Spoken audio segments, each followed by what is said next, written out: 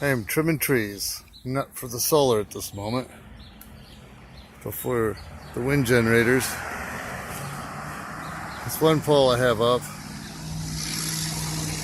the branch that I took down didn't go down as expected. Some of it got caught on the garage.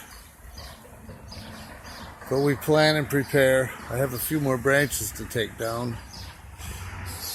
I'll be able to get up on this side a little easier now with that branch down.